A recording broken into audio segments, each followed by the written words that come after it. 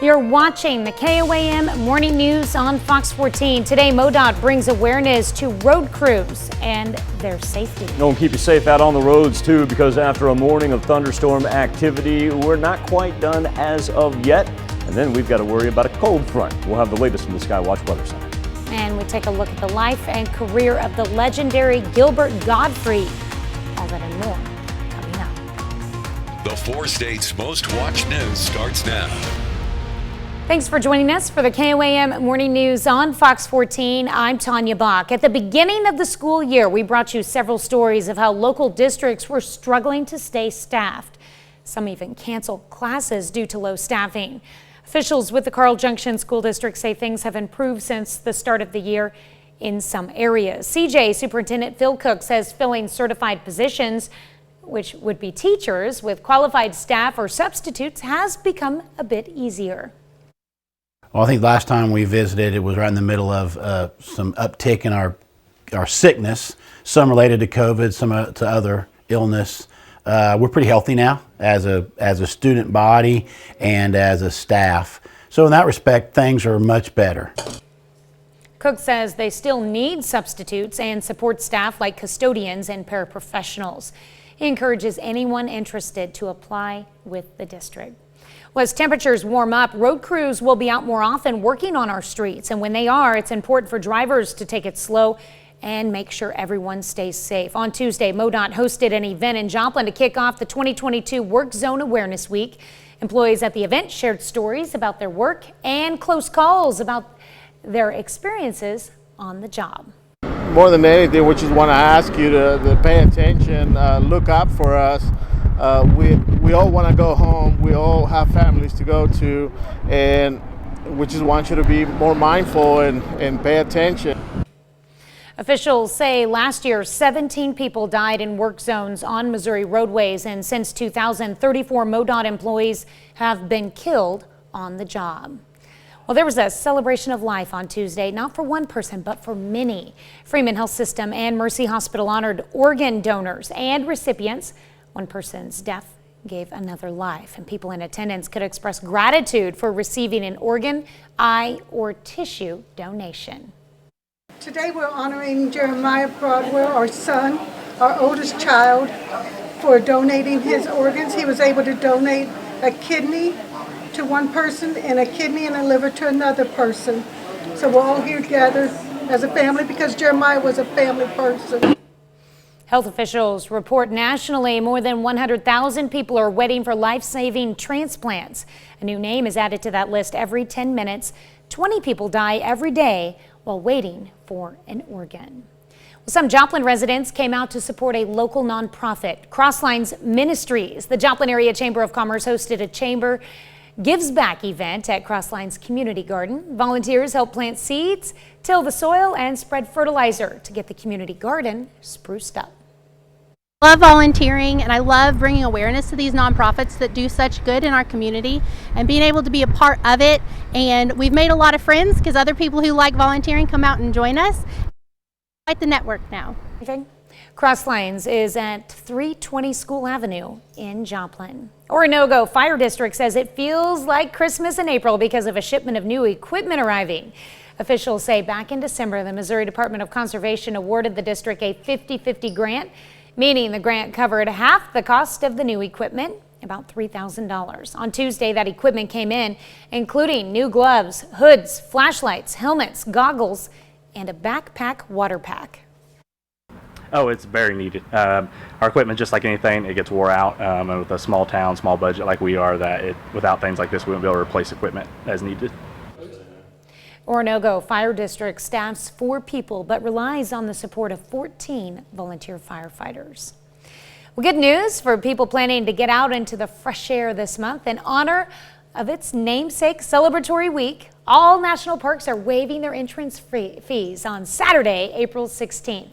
National Park Foundation says National Park Week gives people a chance to discover the great outdoors. Camping fees are still in effect for those who want to stay overnight.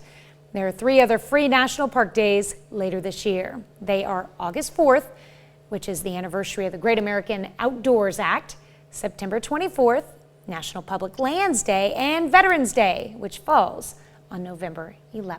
I get it. I get it. It's about infrastructure and keeping things beautiful and whatnot. I'm not going to lie to you. You threw me for a loop there when you said it was a week-long celebration, and it's one day.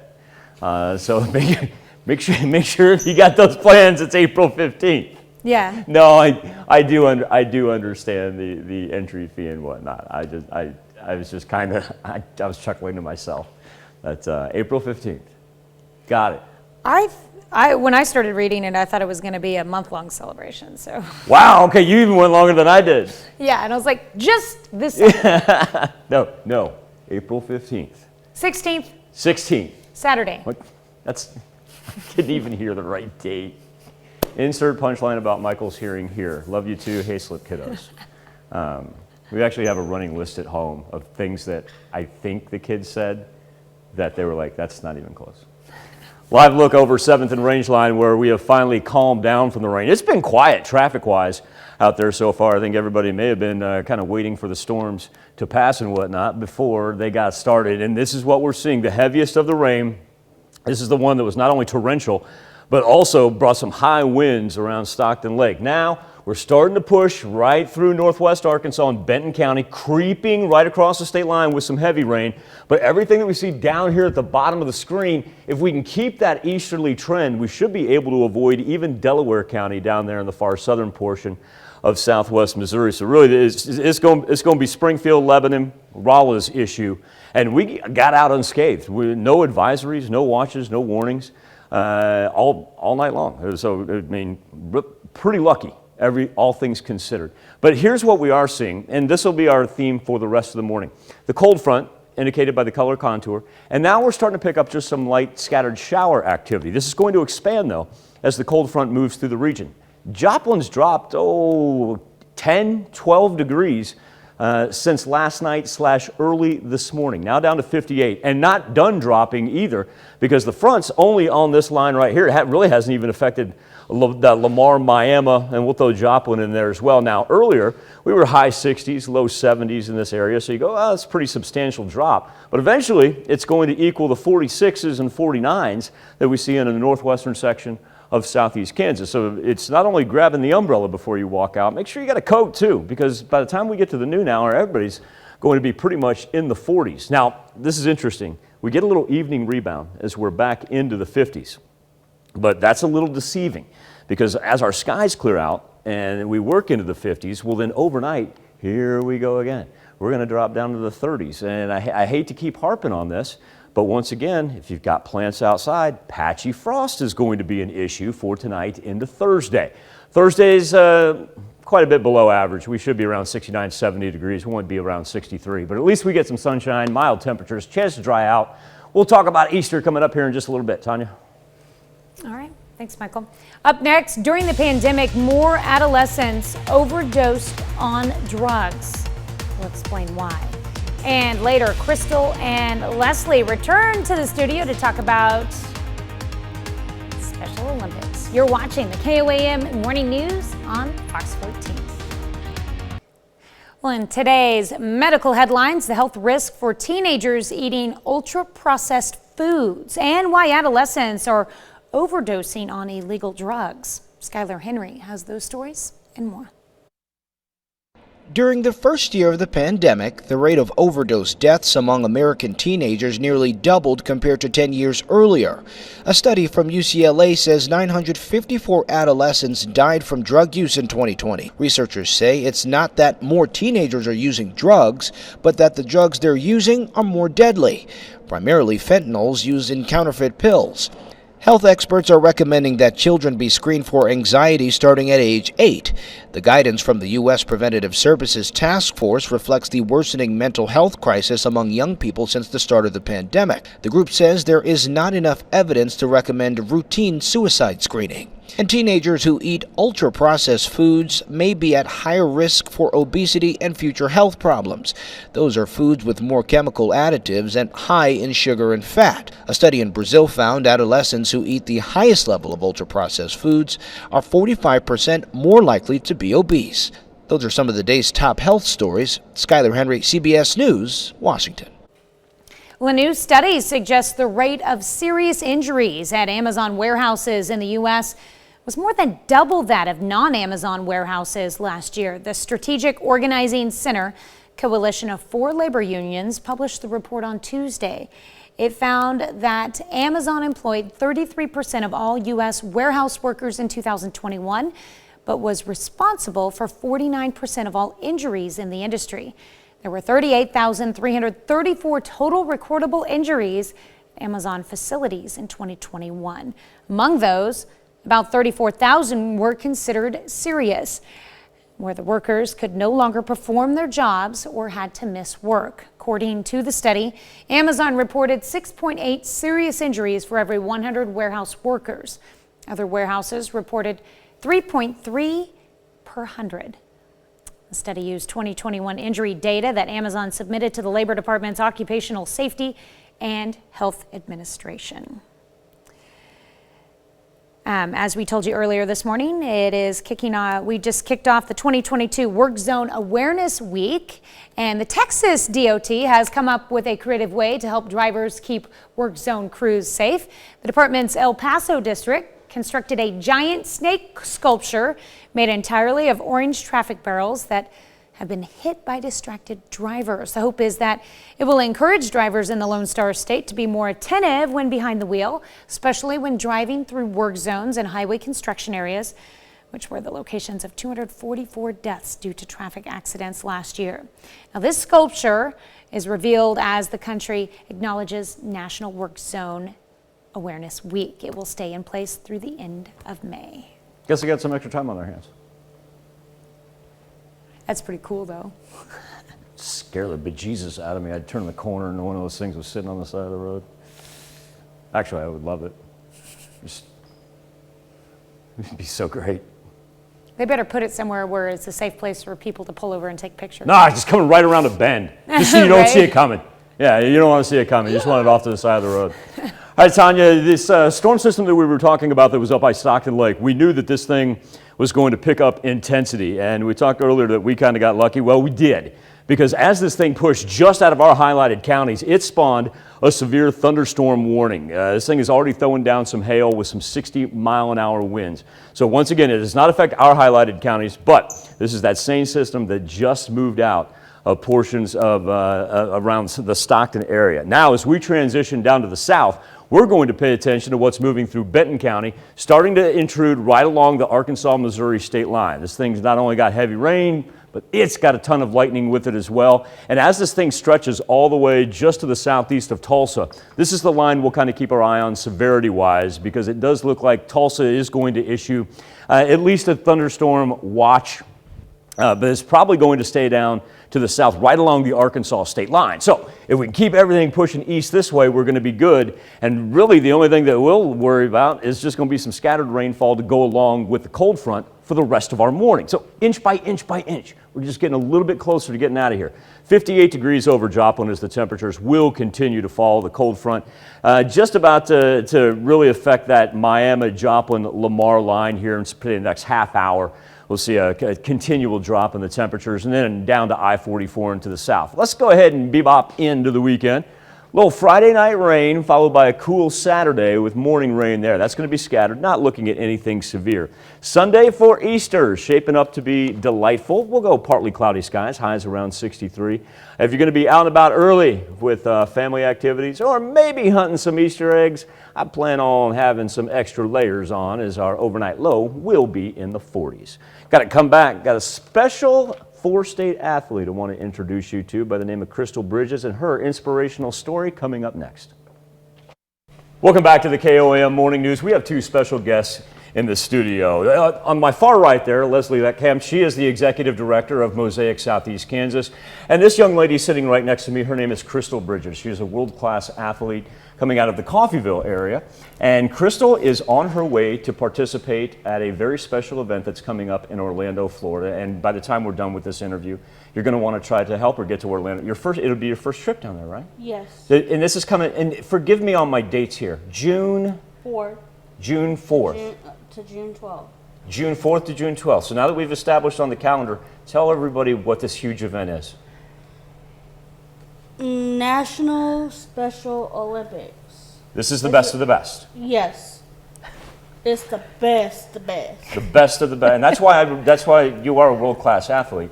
And Crystal's actually been competing for more than a decade, 15 years as a matter of fact. But specifically, Crystal, you've chosen to go kind of dominate on the track this year. Yes. Tell us about the events that you're partaking in, and kind of take us through your practice schedule. See, the track and field, my coach, Brent Kaiser, is one of my favorite people that I met. It's awesome. Like, he helped me through the shot put. Mm-hmm. And he helped me practice a lot. I really appreciate him for that because I didn't really know how to do shot put that good. But he taught me how to. You gotta turn around and you gotta step back 2 steps and then throw. But you're not throwing up here. You gotta throw with your push. How have you seen your progress improve through the course of working with him? I've been doing really good. And I think I'll get it. And you're taking part in a number of track events, that being the field. Yes. But you've also turned your attention to becoming quite a track star. Yeah, I love track. Like, track is my main sport that I like. Hey, I wanted to ask you earlier, you run a 4x100 relay. Mm-hmm. What's the camaraderie been like as far as getting to know your teammates? And I know that the transition during a relay, it truly is about teamwork. Yes. When it comes to the baton pass and whatnot. Mm-hmm. How have you guys been able to put that team together? See, we all sort out and we all had Zoom calls. Mm-hmm. Yeah, Zoom calls. And we met each other online. And it started out like that. And then we met in person at camp, like I said. Mm-hmm. And I got to meet my friends online and I got to meet them in person. Like, we all built up together and we're just friends now. But the whole track thing is that these people really support me and I support them. Like, they made me feel good about myself. And they're just good people to be around. You know, they seem to want to be there for me. And that's really nice of them. You know, I support them on that. But they really, I was upset the other day. And they kind of got me in the mood to be interactive and be, you know, who I want to be. So it's truly a team off the track as well. Yeah, and then on track they helped me situate myself to where I really get the running, mm-hmm. like do the 4x1. The 4x1 is where you gotta take the baton and pass it to the next person, and they run, and then the next person starts on. But and you can't drop the baton, right? You cannot drop the baton because if you do, you disqualify. Okay. So and then I'm doing a 100 meter. I think, mm-hmm. Yeah, 100 meter dash, and I really like running. That's one thing. And see, that's the amazing thing about Crystal's story here is because while she's competed in a number of different Special Olympic sports over the years, you mentioned bowling and you mentioned baseball, and you say you want to take up volleyball. If you could kind of explain to everybody, your competitive time has not been consecutive. There came a point in your life where maybe you didn't want to take time off, mm-hmm. but maybe you ran into some obstacles. Could I ask you to kind of talk about that story and explain how you overcame those obstacles? Because when I was younger, in high school and middle school, I kind of slacked some because my parents didn't want me to be in sports and nobody else wanted me to be in sports. So I just quit that mm-hmm. automatically. And I told my coach, I was like, I can't do this no more. I can't do this no more. And she's like, why? You're the best one on the field. And then I was like, oh, I feel so bad. So I cried that day all day long. And then she came to my house one day. And my parents told me that I couldn't do it. Told her that I couldn't do it because she wanted to do volleyball with them. And I love volleyball. I love track and field. I love any type of sports. But once you get me doing them, I'm on it. Like, mm-hmm. I just love that stuff. And my parents would never let me and my brothers and sisters do nothing like that. But my brother got to, my stepbrother, my stepmom's son, and he did track and field, he did basketball and all that stuff. But I just felt really bad about my past, you know. And I wish my mom was here, my real mom, but she's gone. And she supported me a lot when I was younger. And her and my dad worked together, and it just kept me going, you know, like all these times that I felt down and felt bad about myself, people were there to support me.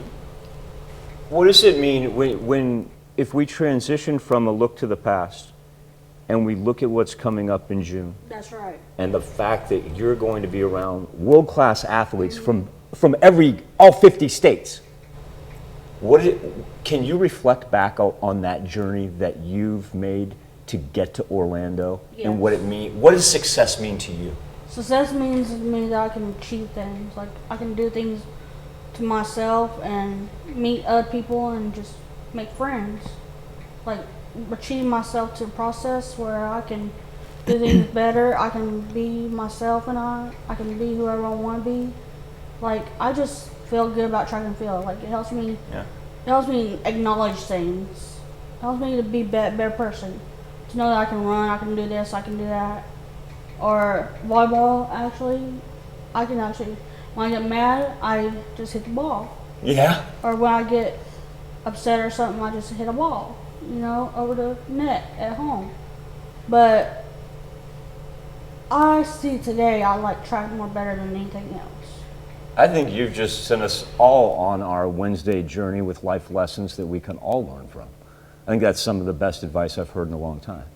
So folks, coming up here at the beginning of June, we are going to get Crystal to Orlando for the Special Olympics, the national competition for the Special Olympics. And not only that, Crystal was telling me she's been to the West Coast, she's been to California. Well, this will be a first trip to Florida, and it's as easy as this. First off, talk to us about the bracelets and the things you were doing as a fundraiser. For fundraising, I'm doing bracelets, and I just want everybody to support me on them because if you want one, they're $3 a piece.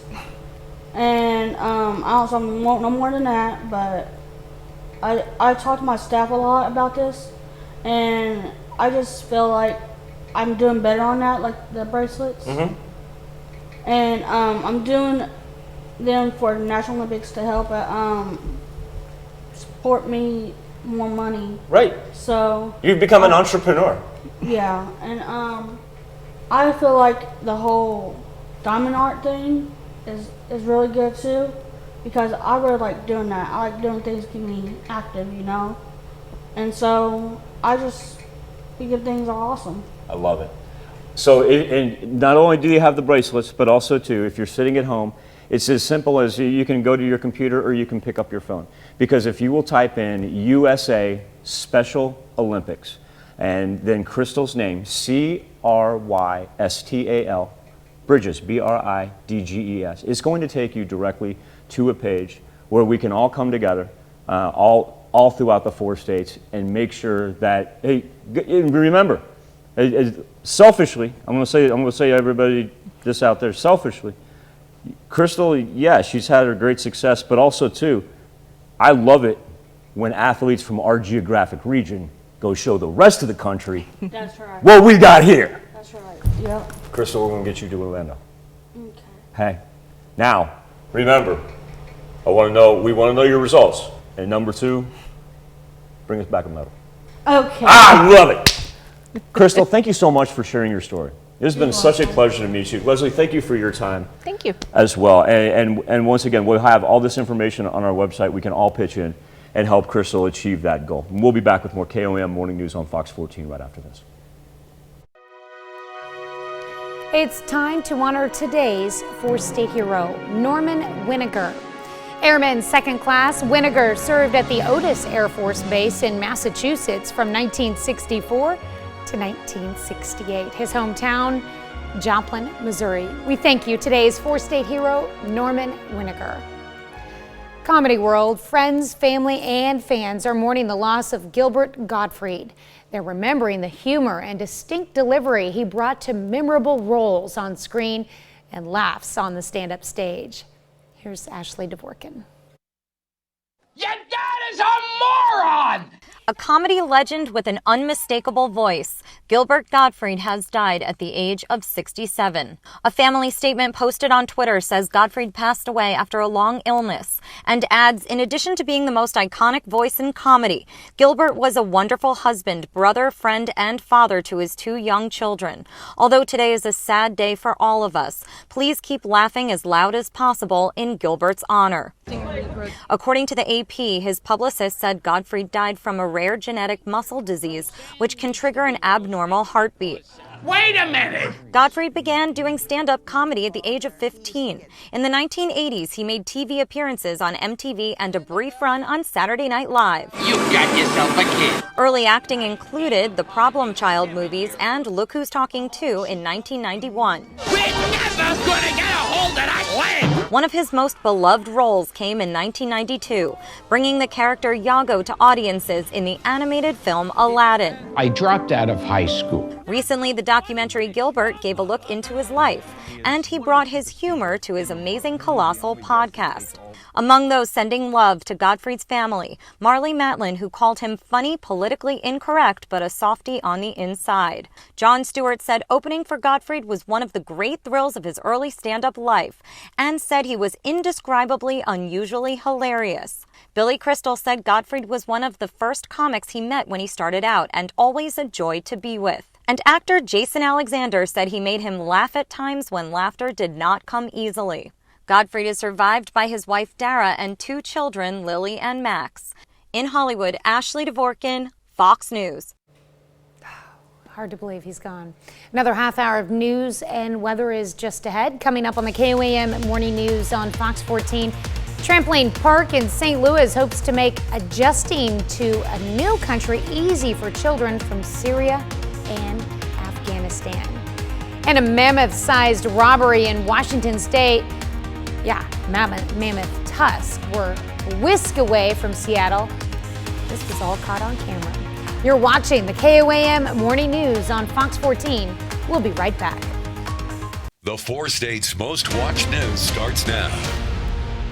Welcome back to the KOAM Morning News on Fox 14. It's currently 7:36. Let's take a look at today's top stories. Some Joplin residents came out to support a local nonprofit, Crosslines Ministries. The Joplin Area Chamber of Commerce hosted a Chamber Gives Back event at Crosslines Community Garden. Volunteers helped plant seeds, till the soil, and spread fertilizer to get the community garden spruced up. I love volunteering and I love bringing awareness to these nonprofits that do such good in our community and being able to be a part of it. And we've made a lot of friends because other people who like volunteering come out and join us. And so we've got quite the network now. Crosslines is at 320 School Avenue in Joplin. The Orinoco Fire District says it feels like Christmas in April because of a shipment of new equipment arriving. Officials say back in December, the Missouri Department of Conservation awarded the district a 50-50 grant, meaning the grant covered half the cost of the new equipment, about $3,000. On Tuesday, that equipment came in, including gloves, hoods, flashlights, helmets, goggles, and a backpack water pack. Oh, it's very needed. Our equipment, just like anything, it gets wore out. And with a small town, small budget like we are, without things like this, we wouldn't be able to replace equipment as needed. Orinoco Fire District staffs 4 people but relies on the support of 14 volunteer firefighters. Instead of carrying your wallet in your back pocket or purse, a tech company wants you to carry it under your skin. The British-Polish company Walletmore is selling microchips as alternate payment options. This chip is about the size of a grain of rice, costs about $300, and does not come inside a credit card. Instead, it must be implanted into your body, preferably in your hand. Once you activate it using a digital wallet app, Walletmore says you'll be able to make purchases at most businesses around the world just by swiping your hand over a card reader. Right now, the chips are only being sold to citizens of the UK, Switzerland, and countries in the European Union. According to Walletmore, almost 200 people already have the implants. No, thank you. No, thank you. I'm good. No, absolutely not. Drop down to the south, right along the Missouri-Arkansas state line. They were seeing really heavy rain, especially in the Cassville area, and that line is still packing a good amount of lightning. This is the one that drops down just on the southeast side of Tulsa, runs through Muskogee. As this thing continues off to the east, we're not going to bear the brunt of all of that, so that is good news. Also, too, what was up by Stockton has now departed out to the east, waiting on some scattered rain showers to develop along our cold front. Speaking of the cold front, temperatures right now ranging anywhere from up in the northwest, where we started off in the 60s. Yeah, we've got 46 in Yates Center, 45 in Iola. Everybody along and south of I-44, be prepared for the cold to be here in the next half an hour. This morning on the KOAM News Now Facebook page and our morning Instapoll, talking about helping out in school. That's Maple Elementary, and they do this little tradition. That's a great shot right there. But anyway, they take the would-be kindergartners, give them a tour, and of course this is before they all start school. All the teachers come out. It's a little bit like the kindergarten roundup that I know a number of our schools have across the 4 states, but it's just a cool way to make them kind of feel at home before they start calling school essentially their second home. Our question for you this morning is, how did you help in school? And right now, as far as those of you that did help out, while 20% said other, we've now got 12% that say you were a teacher's assistant, 4% tutoring, and 4% as a tour guide. Appreciate the engagement each and every morning. Let's go to St. Louis, where a trampoline park is hoping to make things a little easier for children coming into a new country. It's letting kids jump around free as they resettle from Afghanistan and Syria. Pepper Baker with the story. Moving to a new country requires taking a leap of faith. Yeah, it was very hard because there was not a lot of people that we knew, and there was nobody to help us that much. 13-year-old Irfan Nawabi and his family moved from Afghanistan to St. Louis in 2018. I didn't know English at that time, and my dad, my whole family didn't know English. They couldn't speak it, so it was very hard for us at first whenever we came here.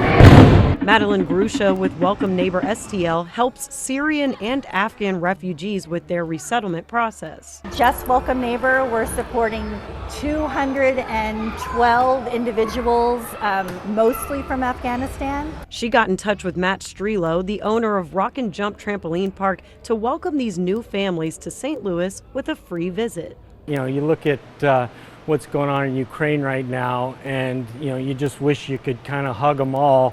And these families that are going to be here tonight were in the same predicament about 6-8 months ago. And their hearts are in Afghanistan because most left family behind. Some actually left children behind. Some have left spouses behind. And we've actually been asked not to show the adults' faces in any social media because the Taliban could still be after some of them, but the kids, we're expecting somewhere around 150 kids here today. These families deal with a lot of stress with having to relocate to a new country. So this event is for the kids, so they could just be kids. So here they're very happy and they want to enjoy and play around and stuff. This trampoline park would be a great place during Ramadan for the kids just to relax and have fun together. Welcome STL is also helping resettle Ukrainian refugees in the area. We'll be back with more KOAM Morning News on Fox 14 right after this. If gas prices are too high, why not run your car on corn? Well, that's a gross oversimplification of why the White House is allowing more ethanol in gas this summer. But the question is a good start for laying out the pros and cons of what's called E15 gas. Amy Kiley explains what's happening. I would like to progress in the discussion on cutting oil imports from Russia. Amid efforts to reduce dependence on Russian oil come efforts to reduce U.S. gas prices. The latest White House idea involves an emergency waiver from the Environmental Protection Agency. It allows year-round sales of 15% ethanol blend gasoline. Even though E15 is only available in a few thousand pumps today, we're investing more than $100 million to build biofuel infrastructure of the future. Things like blender pumps. Ethanol comes from plants like corn, so its biggest advantage is price. Experts say E15 gas could be up to 10 cents a gallon cheaper than regular fuel right now. But the EPA has a reason for capping ethanol content at 10% during the summer. It creates more smog than normal gas because it evaporates faster and reacts with sunlight. Summer weather can make that worse. Ozone smog isn't just an environmental problem, it's also a health concern. It can cause breathing issues for groups such as seniors, people with respiratory issues, and outdoor workers. Some Republicans say broader action is needed to really lower gas prices. We can be energy independent again, The administration needs to take the shackles off of domestic production. One of the advantages of being vice president is I get to drive my own car again. One of the disadvantages is I get to pay for my own gas. I'm Amy Kiley reporting. It's not just gas prices that are high right now. The Consumer Price Index increased 8.5% for the year that ended last month, a 40-year high. That's according to newly released data from the Bureau of Labor Statistics. We'll be right back with more after this, but first, let's take a look at the market prices before the opening bell.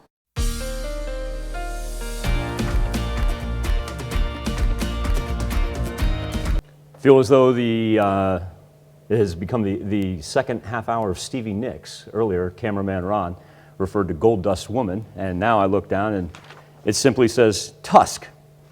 It appears there's been a string of fossil robberies in Washington state. Now, I really can't tie this into Fleetwood Mac, but at least 2 mammoth tusks have been stolen from Seattle galleries, and this has all happened within a span of 9 months. So we sent Sebastian Robertson to go figure out this mystery.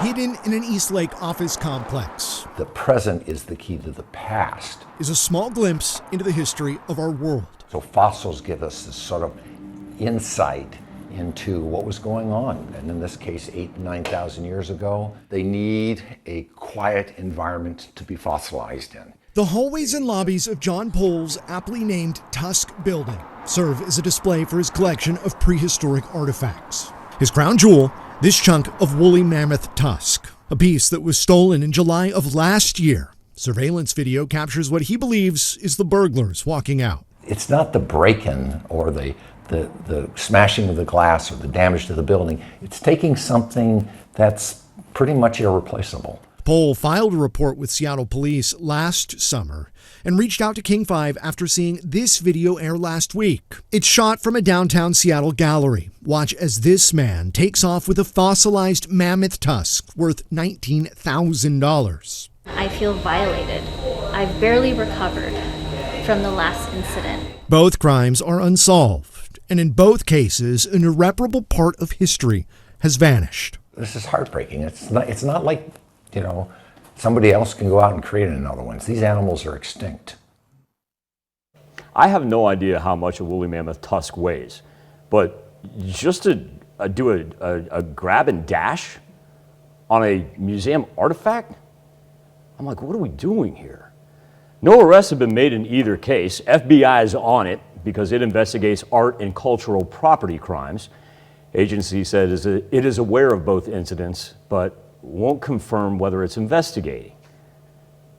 I think we need to check that warehouse in Spain that we did the story on yesterday. We'll be back with more KOAM Morning News on Fox 14 right after this. Welcome back to the KOAM Morning News on Fox 14. Here's what's happening today.